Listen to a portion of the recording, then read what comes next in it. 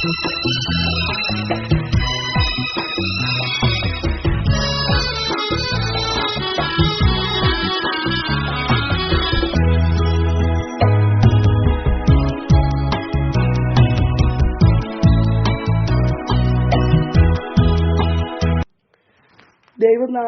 മഹത്വപ്പെടുമാറാകട്ടെ.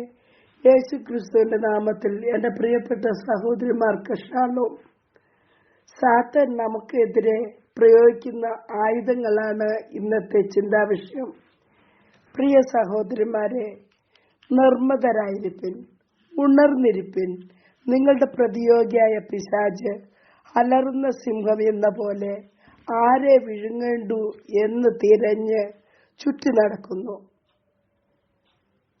മത്തായിയുടെ സുവിശേഷത്തില് കുരുടനും ഊമനുമായ ഒരു ഭൂതഗ്രസ്തനെ യേശു കർത്താവ് സൗഖ്യമാക്കിയത് കണ്ടപ്പോൾ പരീശന്മാർ ഇവൻ ഭൂതങ്ങളുടെ തലവനായ ബെയസെബൂലിനെ കൊണ്ടല്ലാതെ ഭൂതങ്ങളെ പുറത്താക്കുന്നില്ല എന്ന് പറഞ്ഞു. യേശു കർത്താവ് അവരുടെ നിരൂപണം അറിഞ്ഞ് അവരോട് പറഞ്ഞത്, ഒരു രാജ്യം തന്നിൽ തന്നെ ചിത്രിച്ചാൽ ശൂന്യമാകും. ഒരു പട്ടണമോ ഗ്രഹമോ തന്നിൽ ചിത്രിച്ചാൽ നിലനിൽക്കയില്ല.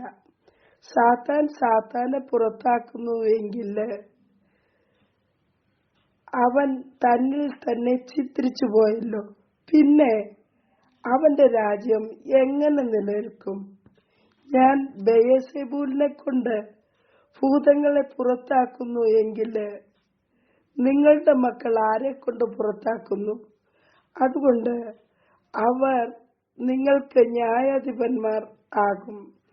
ദൈവാത്മാവിൽ ഞാൻ ഭൂതങ്ങളെ പുറത്താക്കുന്നുവെങ്കിലോ ദൈവരാജ്യം നിങ്ങളുടെ അടുക്കൽ വന്നെത്തിയിരിക്കുന്നു സ്പഷ്ടം. ബലവാനെ പിടിച്ചു കെട്ടിയിട്ടല്ലാതെ ബലവാന്റെ വീട്ടിൽ കടന്ന് അവന്റെ കോപ്പ് കവർന്നു കളവാൻ എങ്ങനെ കഴിയും? പിടിച്ചു കെട്ടിയാൽ പിന്നെ അവന്റെ വീട് കവർച്ച ചെയ്യാം. സാത്താൻ മനുഷ്യനെതിരെ പ്രയോഗിക്കുന്ന പ്രധാനപ്പെട്ട 5 ആയുധങ്ങളെ കുറിച്ച് ഇന്ന് നമുക്ക് ചിന്തിക്കാം. ഒന്നാമതായി, പൈശാചികമായ ആയുധങ്ങൾ. ആത്മീയമായ ലോകത്തില് ദുഷ്ടനായ പിശാച് പല ആയുധങ്ങളും പ്രയോഗിച്ച് മ്ലേച്ഛത വരുത്തുന്നു. അവയെക്കുറിച്ച് വചനം പറയുന്നു, തന്റെ മകനെയോ മകളെയോ അഗ്നിപ്രവേശം ചെയ്യുന്നവൻ, പ്രശ്നക്കാരൻ, മുഹൂർത്തക്കാരൻ, അഭിചാരകൻ, ക്ഷുദ്രക്കാരൻ, മന്ത്രവാദി, വെളിച്ചപ്പാടൻ, ലക്ഷണം പറയുന്നവൻ, അഞ്ജനക്കാരൻ എന്നിങ്ങനെയുള്ളവരെ നിങ്ങളുടെ ഇടയിൽ കാണരുത്. ഇവയെല്ലാം ചെയ്യിക്കുന്നത് സാത്താന്യ ശക്തിയാണ്. എന്നാൽ ദൈവമക്കൾ ഇവയിൽ കൂടി സഞ്ചരിക്കയില്ല. അവർക്ക് ഇവയൊന്നും ഫലിക്കവില്ല. അഭിചാരം യാക്കോബിന് പറ്റുകയില്ല. ലക്ഷണവിദ്യ ഇസ്രായേലിനോട് ഫലിക്കുകയുമില്ല. സംഖ്യാപുസ്തകം 23:23. ആത്മീക മണ്ഡലത്തിൽ സാത്താൻ പ്രയോഗിക്കുന്ന ഈ ആയുധങ്ങൾക്ക് പുറമെ ഭൗമിക ജീവിതങ്ങളിലും സാത്താൻ മനുഷ്യരെ കൊണ്ട് ആയുധം എടുപ്പിക്കാം. യേശുവിനെ പിടിക്കുമ്പോൾ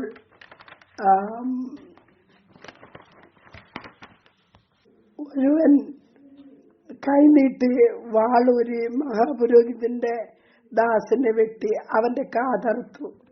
അപ്പോൾ യേശു പറഞ്ഞു, വാൾ ഉറയിലിടുക. വാളെടുക്കുന്നവൻ ഒക്കെയും വാളാൽ നശിച്ചു പോകും. വാൾ കൊണ്ട് ചക്രവർത്തിമാർ കെട്ടി ഉയർത്തിയ സാമ്രാജ്യങ്ങൾ ഒന്നും നിലനിൽക്കയില്ല. വിരോധം കൊണ്ട് തീച്ചുള 7 ഇരട്ടി ചൂടാക്കി അതിലേക്ക് വലിച്ചെറിയപ്പെട്ട ശദ്രക്, മേശക്, അബേദ്നെഗോ എന്നീ ബലവാന്മാരെ തീയുടെ മണം പോലും ഏൽക്കാതെ തീയിൽ നിന്നും ദൈവം പുറത്തു കൊണ്ടുവന്നു. സിംഹങ്ങളുടെ വായടച്ച് ദാനിയേലിനെ ദൈവം വിടുവിച്ചു. കാരാഗൃഹത്തിൽ അടയ്ക്കപ്പെട്ട അപ്പോസ്തലന്മാരെ അത്ഭുതകരമായി രക്ഷിച്ചു. ഈ ലോകത്തിൽ നമ്മെ തകർക്കുവാൻ ശത്രുവാകുന്ന സാത്താൻ പല ആയുധങ്ങളും ഉപയോഗിക്കാം. എന്നാൽ അവന്റെ കുതന്ത്രങ്ങളെ ദൈവം തകർക്കും. രണ്ടാമത്തേത് വ്യാജമായ ഉപദേശങ്ങളാണ്. സാത്താൻ അടുത്ത ആയുധം മനുഷ്യരെ വ്യാജമായ ഉപദേശങ്ങൾ കൊണ്ട് വഴിതെറ്റിക്കുക എന്നതാണ്. എന്നാൽ കർത്താവിന്റെ കരങ്ങളിലെ കുഞ്ഞാടുകളെ പറിച്ചെടുക്കുവാൻ കർത്താവ് സമ്മതിക്കില്ല. വ്യാജമായ ഉപദേശങ്ങൾ പെരുകുന്നത് കണ്ട് പൗലോസ് അപ്പോസ്തലൻ ഇങ്ങനെ പറഞ്ഞു, സഹോദരന്മാരെ, നിങ്ങൾ പഠിച്ച ഉപദേശത്തിന് വിപരീതമായി തൊന്നപക്ഷങ്ങളെയും ഇടർച്ചകളെയും ഉണ്ടാക്കുന്നവരെ സൂക്ഷിച്ചു കൊള്ളണമെന്ന്, അവരോട് അകന്നു മാറണമെന്ന്. റോമ 16:17. മൂന്നാമത്തേത് അഹങ്കാരമാണ്. ധാരാളമായി സമൃദ്ധി ലഭിക്കുമ്പോൾ സാത്താൻ പ്രയോഗിക്കുന്ന ആയുധമാണ് അഹങ്കാരം. അപ്പോൾ മനുഷ്യർ ദൈവത്തിൽ നിന്ന് അകന്നു പോകും. നീ ഭക്ഷിച്ച് തൃപ്തി പ്രാപിച്ച് നല്ല വീടുകൾ പണിത് അവയിൽ പാർക്കുമ്പോഴും നിന്റെ ആടുമാടുകൾ പെരുകി നിനക്ക് വെള്ളിയും പൊന്നും ഏറി നിനക്കുള്ളതൊക്കെയും വർദ്ധിക്കുമ്പോഴും എന്റെ ശക്തിയും എന്റെ കൈയുടെ ബലവും ഈ സമ്പത്തുണ്ടാക്കിയെന്ന് നിന്റെ ഹൃദയത്തിൽ പറയാതിരിപ്പാനും സൂക്ഷിച്ചു കൊള്ളണം. ആവർത്തനം 8:12. നാലാമത്തെ കാര്യം ദാരിദ്ര്യം, ദുഷ്ടത, മഹാരോഗങ്ങൾ എന്നിവയാണ്. ജീവിതത്തിൽ സമൃദ്ധിയിൽ ജീവിക്കുന്ന ഇയ്യോബിനെ നോക്കി സാത്താൻ യഹോവയോട് ഇങ്ങനെ പറഞ്ഞു, വെറുതെയോ ഇയ്യോബ് ദൈവഭക്തനായിരിക്കുന്നത്? നീ അവന്റെ വീടിനും അവനുള്ള സകലത്തിനും ചുറ്റും വേലി കിട്ടിയിട്ടില്ലയോ? തൃക്കൈ നീട്ടി അവനുള്ളതൊക്കെയും ഒന്ന് തൊടുക, അവൻ നിന്നെ മുഖത്ത് നോക്കി തേച്ചു പറയുമെന്ന്. ദാരിദ്ര്യവും കഷ്ടതയും മഹാരോഗവും ഇയ്യോബിനെ വിശ്വാസത്തിൽ തളർത്തിയില്ല. ഇയ്യോബ് പറഞ്ഞു, അവൻ എന്നെ കൊന്നാലും ഞാൻ അവനെ തന്നെ കാത്തിരിക്കും, ഞാൻ എന്റെ നടപ്പ് അവന്റെ മുമ്പാകെ തെളിയിക്കുമെന്ന്. ലോകത്തിലെ കഷ്ടതകൾക്കോ ദാരിദ്ര്യത്തിനോ ദുഃഖത്തിനോ മഹാരോഗങ്ങൾക്കോ നമ്മെ ദൈവത്തിൽ നിന്ന് അകറ്റുവാൻ സാധ്യമല്ല. കാരണം ആപത്തിൽ അവൻ ഏറ്റവും അടുത്ത തുണയായിരിക്കുന്നു. അഞ്ചാമത്തത് വശീകരണമാണ്. സാത്താൻ എന്ന ചൂണ്ടക്കാരൻ ലോകത്തിലെ പല മോഹങ്ങളെയും കാണിച്ച് തന്റെ ചൂണ്ടയിലേക്ക് മനുഷ്യരെ വശീകരിക്കും. സാത്താൻ ഒരുക്കി വെച്ച ചൂണ്ടയിൽ അറിയാതെ മനുഷ്യർ വീഴുകയും അത് അവർക്ക് മരണക്കെണിയായി മാറുകയും ചെയ്യും. ലോകത്തിലുള്ളതിനെ സ്നേഹിക്കരുത്. ഒരുവൻ ലോകത്തെ സ്നേഹിക്കുന്നുവെങ്കിൽ അവനിൽ പിതാവിന്റെ സ്നേഹമില്ല. ജഡമോഹം, കൺമോഹം, ജീവനത്തിന്റെ പ്രതാപം, ഇങ്ങനെ ലോകത്തിലുള്ളത് എല്ലാം പിതാവിൽ നിന്നല്ല, ലോകത്തിൽ നിന്നത്രയാകുന്നു. ലോകവും അതിന്റെ മോഹവും ഒഴിഞ്ഞു പോകുന്നു, ദൈവേഷ്ടം ചെയ്യുന്നവനോ എന്നേക്കും ഇരിക്കുന്നു. ക്രിസ്തുവിൽ നിന്ന് നമ്മെ അകറ്റുന്ന യാതൊന്നിനും നാം വശംവദരാകരുത്.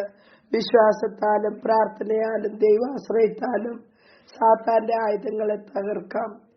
എഫെസ്യർ 6 പ്രസ്താവിക്കുന്ന കർത്താവിന്റെ സർവായുധ വർഗം അണിഞ്ഞ് വാഴ്ചകളോടും അധികാരങ്ങളോടും അന്ധകാരത്തിന്റെ ലോകാധിപതികളോടും പോരാടി ജയം നേടാം. നിനക്ക് വിരോധമായി ഉണ്ടാകുന്ന യാതൊരു ആയുധവും ഫലിക്കയില്ല.